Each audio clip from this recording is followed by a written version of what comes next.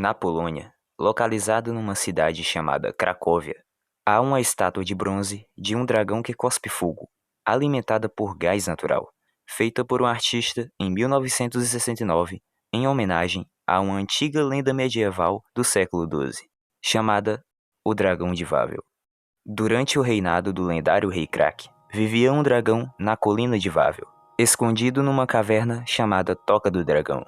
Os moradores precisavam oferecer alimento constantemente à besta, senão eram devorados. O rei prometeu um prêmio para quem a derrotasse, incluindo metade do próprio reino e a mão de sua filha.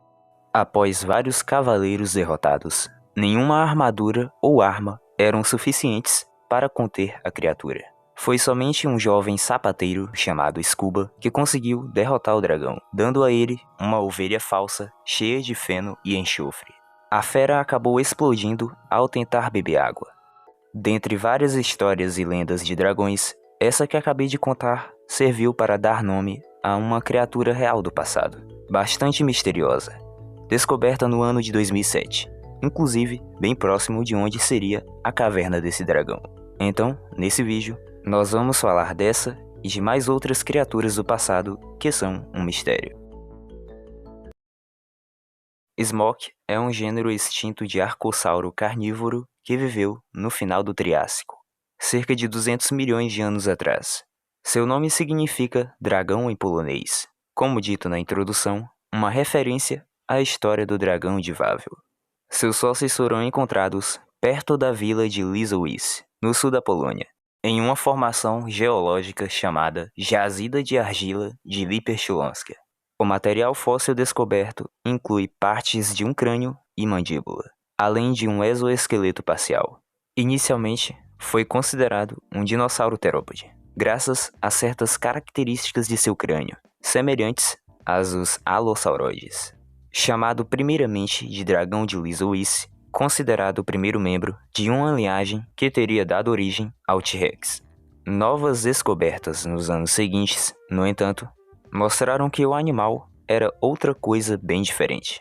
Smoke tinha de 5 a 6 metros de comprimento e pesava entre 1 e 2 toneladas. Ele foi o maior predador de sua época na Europa Central, maior do que qualquer outro arcossauro, incluindo dinossauros terópodes do Triássico Superior ou Jurássico Inferior na região. Seu crânio media entre 50 e 60 centímetros, apresentando dentes serrilhados. Como um grande carnívoro, ocupava o topo da cadeia alimentar. A fauna local incluía pequenos dinossauromorfos carnívoros, popossauroides e grandes herbívoros como os dicinodontes, além do dinossauro Liliensternus e o Rauisuchídeo polonosuchus. Segundo estudos de 2019 de coprólitos, fezes fossilizadas atribuídas a Smoke, ele era um predador generalista, capaz de triturar ossos. Inclusive, dentes da própria criatura foram encontrados juntos. A única espécie, Smoke valvesque, foi descrita em 2012 por esse pessoal aí. Porém, sua classificação ainda é objeto de muito debate. Ele tem características que são parecidas tanto com dinossauros quanto com outros arcossauros, como com a linhagem dos crocodilos primitivos, o que torna esse animal um grande mistério. Ele pode ser um membro mais tardio dos Rauisuchídeos, um Prestosuchídeo, um Ornithosuchídeo ou um terópode primitivo. Toda essa incerteza vem de sua anatomia, que em resumo é muito confusa. Ele tinha uma proeminência na parte da frente do fêmur, algo típico dos terópodes, e ao mesmo tempo um reforço ósseo no quadril, parecido aos Rauisuchídeos, que lhe dava uma postura mais reta e robusta, mas também possuía características que parecem excluir ele desses grupos.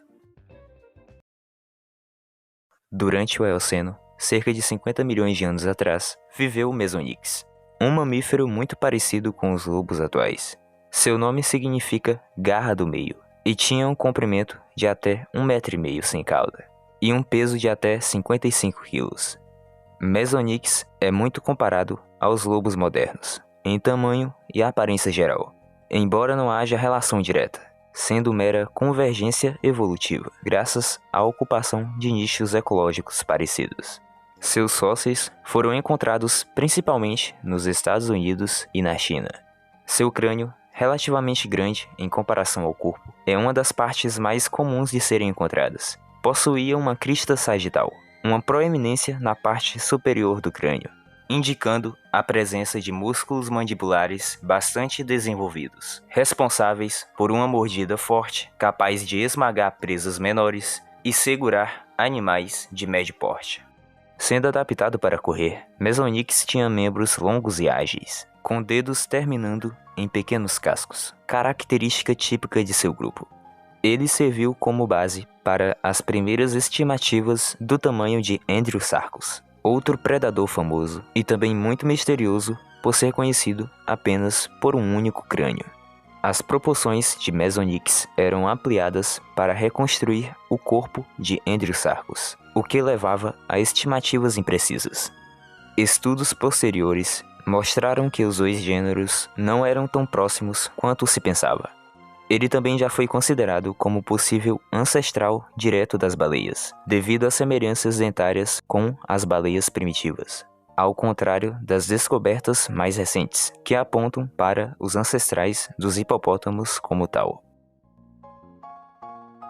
Essa era uma daquelas criaturas pré-históricas com um formato de corpo bastante incomum, ou bizarro, para os padrões dos dias atuais. Tanystropheus é um réptil que viveu durante o Triássico, mais de 230 milhões de anos atrás, tendo um pescoço tão grande que era maior até que seu próprio corpo e sua própria cauda juntos. Os primeiros fósseis dessa criatura, que media até 6 metros, foram encontrados no século XIX na Alemanha e Polônia, mas foi na região de Monte San Giorgio, na fronteira entre a Itália e a Suíça, que foram encontrados esqueletos mais completos. Em alguns casos, os fósseis possuem até marcas de pele e tecidos moles, e existe uma quantidade bem grande deles. De início, pensava-se estar diante de um pterossauro por conta das vértebras de seu pescoço. Só décadas depois que se percebeu que, na verdade, os ossos eram parte de um réptil terrestre de pescoço longo. O modo de vida desse animal foi, por muito tempo, desconhecido. Apesar de ter um corpo que lembrava os répteis terrestres, seus fósseis são encontrados quase sempre em antigos ambientes costeiros ou marinhos. Pesquisas mais recentes mostram que ele levava uma vida anfíbia, passando o tempo tanto em terra firme quanto na água rasa. Outro grande mistério é sua classificação, que passou por diversas mudanças ao longo do século XX e o início do século XXI. Inicialmente, foi agrupado com outros répteis de pescoço longo, como os plesiosauros, e depois com o grupo dos protorossauros. Em boa parte do século XX, as classificações desses répteis primitivos eram bem confusas. Havia duas hipóteses principais, uma que o ligava aos ancestrais dos lagartos e outra que o mantinha entre os protorossauros. Com o avanço da cladística, veio a divisão de dois grandes grupos, Lepidossauromorpha, que são os lagartos e serpentes, e Archosauromorpha, os dinossauros e crocodilos, o que situou Tanystropheus e seus parentes próximos mais certamente entre os Archosauromorphos.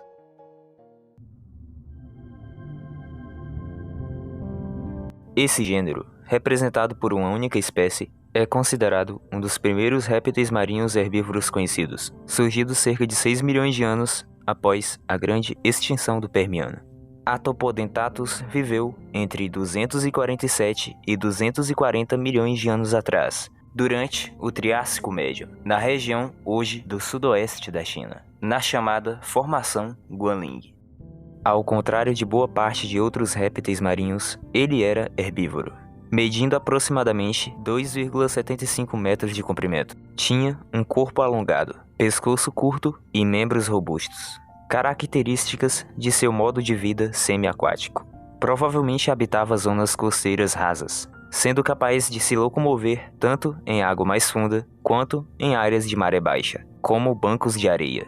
Apesar de não ser tão grande, o que realmente chama atenção é um pequeno detalhe de sua anatomia, que é bem difícil de não se notar. Ele é uma descoberta recente, ainda do ano de 2014, achado pela primeira vez próximo à vila de Daauzi, sendo um esqueleto quase completo e parte do crânio. Os cientistas interpretaram errado sua mandíbula como tendo um estranho formato de zíper, com dentes alinhados ao longo da mandíbula superior, subindo por uma fenda vertical no meio do crânio. A partir daí que foi nomeado Atopodentatus, dente incomum. No entanto, novos achados de 2016 revelaram que o crânio original estava muito danificado, e sua aparência foi revisada. Porém, mesmo com uma nova interpretação, o formato de sua boca ainda assim continua sendo muito estranho, nunca antes visto em qualquer outro réptil marinho. Com base em 2 crânios mais bem preservados, descobriu-se que o animal possuía, na verdade, uma cabeça em formato de martelo ou T, com mandíbulas largas e dentes em formato de cinzel, adaptados para raspar e arrancar algas do fundo marinho. Em sua época, Atopodentatus era um herbívoro marinho em meio de muitos predadores e carnívoros. Antes dessas descobertas de 2016, especulava-se que ele fosse um filtrador de pequenos invertebrados. Com as novas evidências, ele se tornou o mais antigo réptil marinho herbívoro conhecido. Ptolemaida é um grupo de mamíferos que viveram no norte e leste da África durante o Paleógeno, com registros fósseis que vão do final do Eoceno até o Mioceno. Seus fósseis mais antigos foram encontrados na formação Jebel Catrine, próximo ao oásis de Fayum, no Egito. Ptolemaia é o gênero mais conhecido, representante da ordem.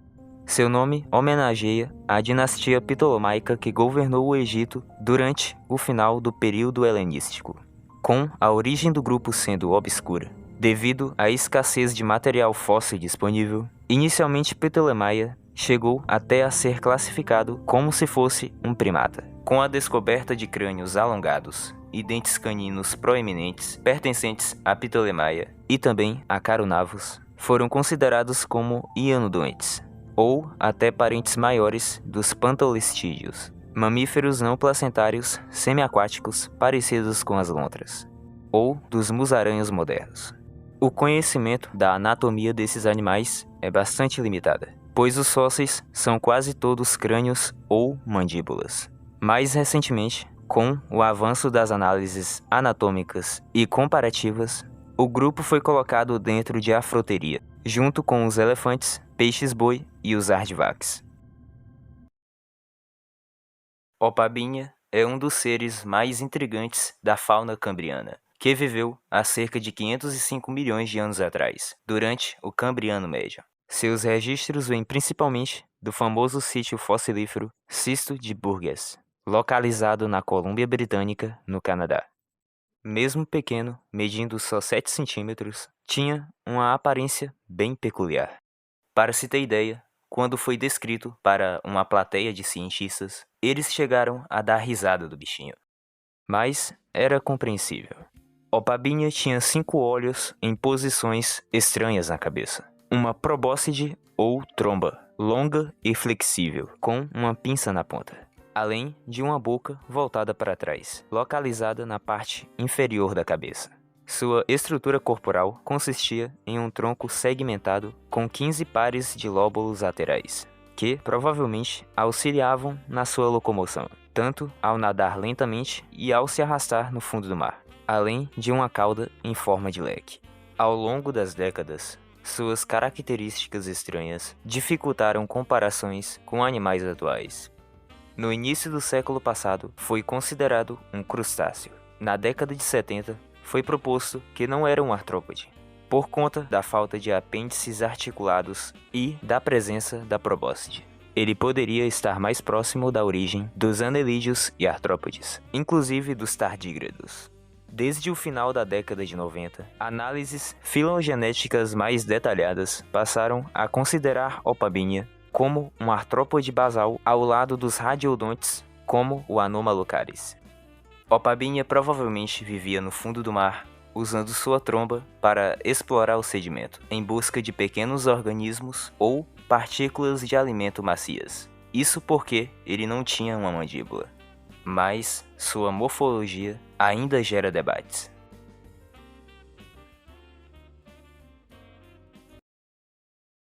Tule monstrum conhecido como monstro de Thule. É um animal marinho de corpo mole que viveu cerca de 310 milhões de anos atrás, durante o Carbonífero Superior, habitando águas costeiras rasas e estuários tropicais lamacentos. E até hoje foi encontrado apenas nas famosas jazidas de fósseis de Mason Creek, em Illinois, Estados Unidos.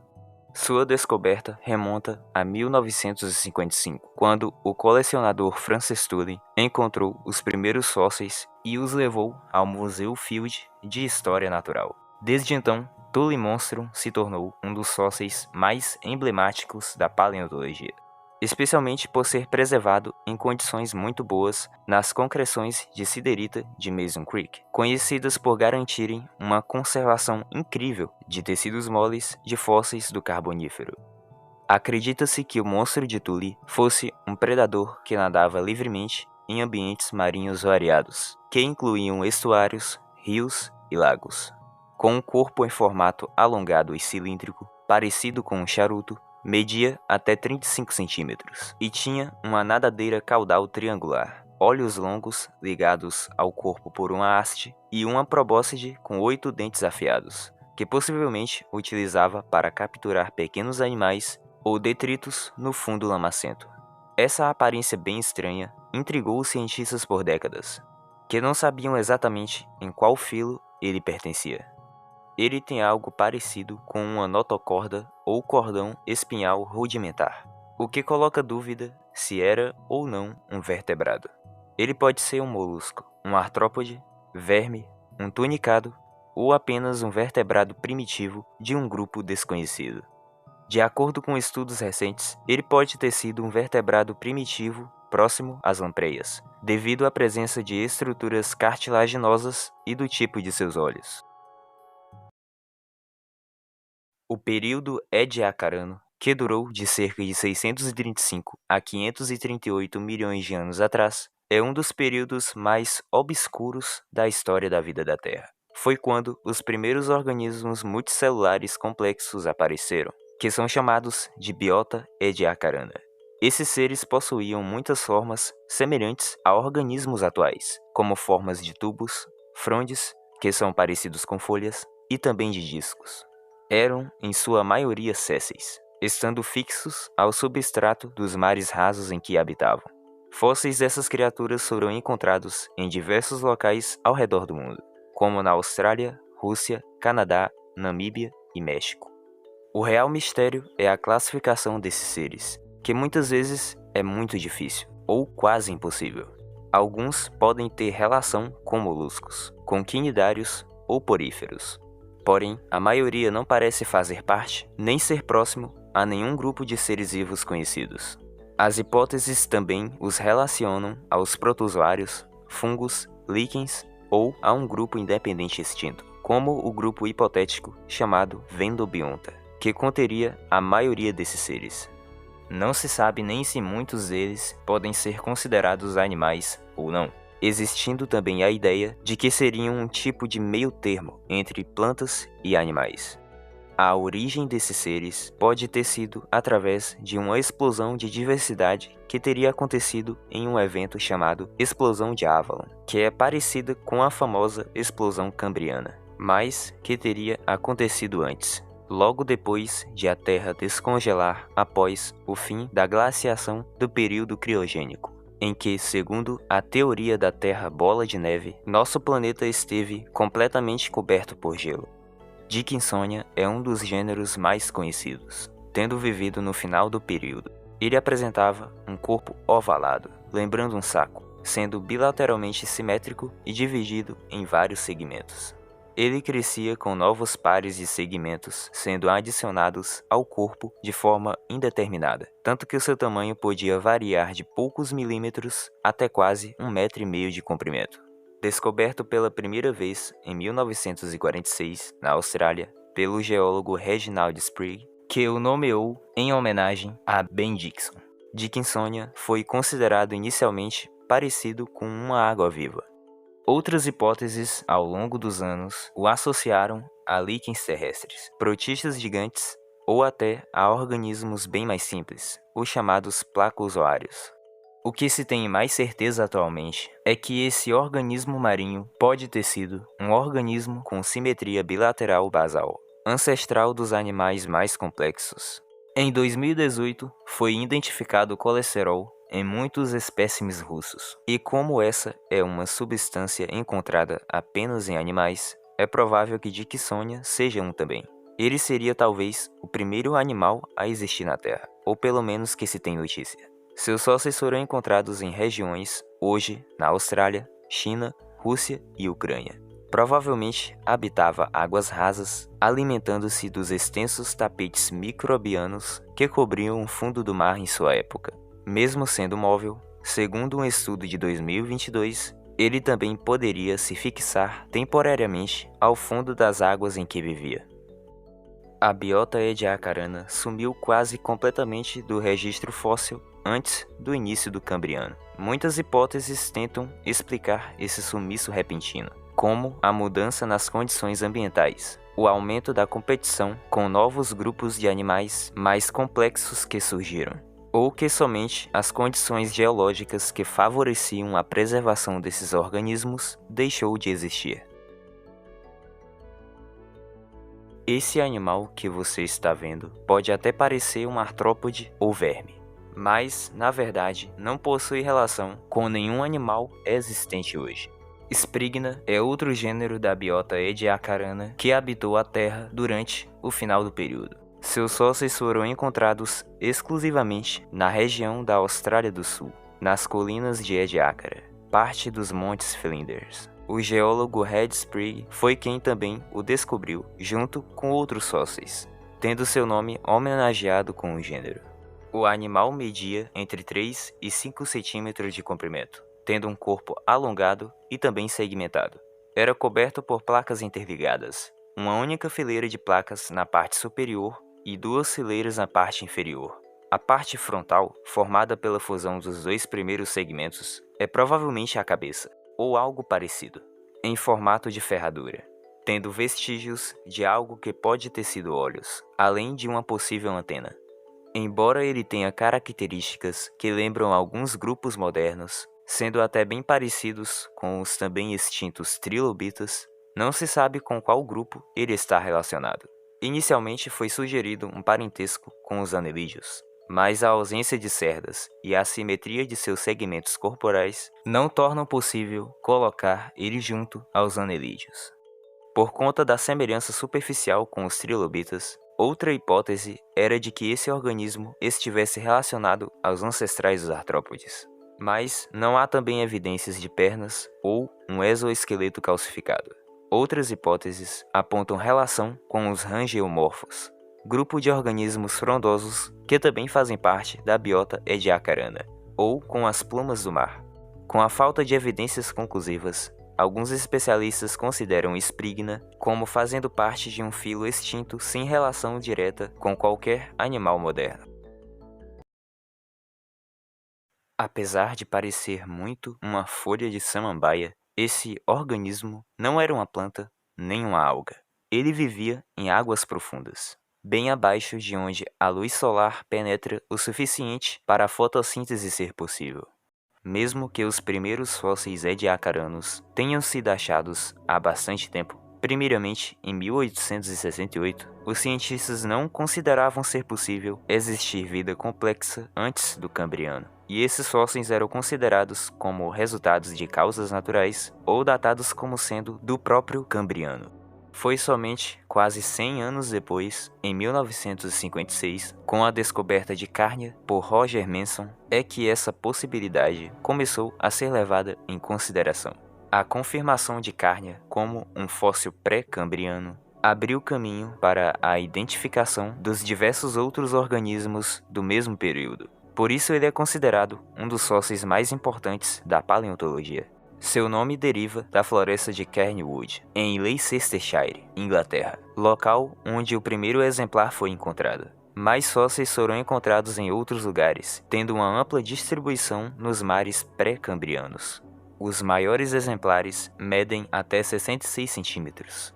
Tinham uma aparência frondosa segmentada, com cristas em forma de folhas, ou ramos, que se alternam para os lados ao longo de uma linha reta central. Pouco se sabe sobre como esse animal vivia, mas provavelmente vivia fixo ao fundo marinho. Como ele não tinha um sistema digestório, as hipóteses são que ele se alimentava por absorção direta dos nutrientes dissolvidos na água ou por algum tipo de filtragem. Originalmente foi considerado uma alga, porém, a partir de 1966, foi reinterpretado como sendo uma pluma do mar. No entanto, por conta da forma como crescia, com novos segmentos sendo adicionados na extremidade superior, essa hipótese tem sido desconsiderada.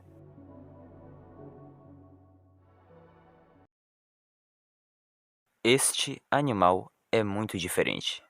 Ele possui uma característica bem incomum: simetria triradial.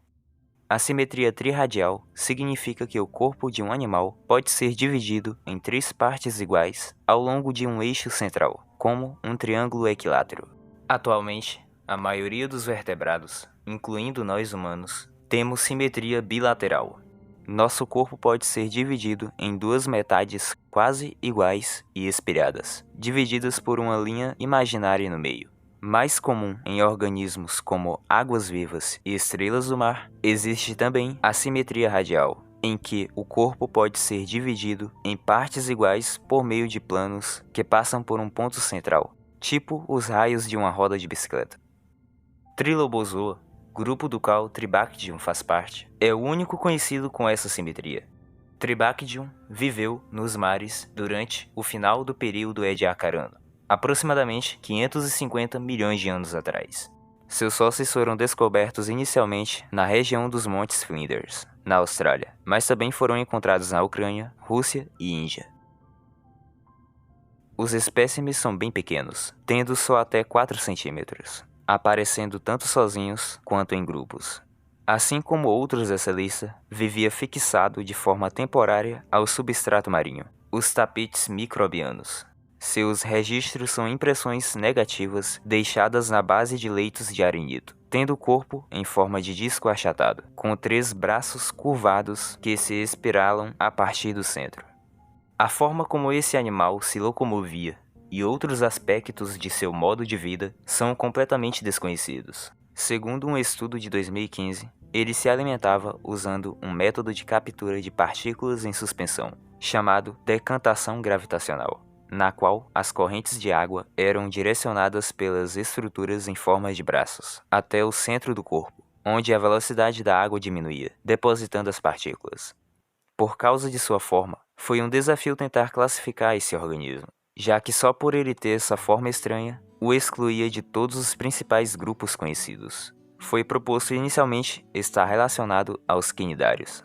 Com a descoberta de fósseis mais bem preservados e de outras espécies parecidas, foi criado o filo Trilobozoa, onde ele está classificado atualmente, também com outros organismos relacionados.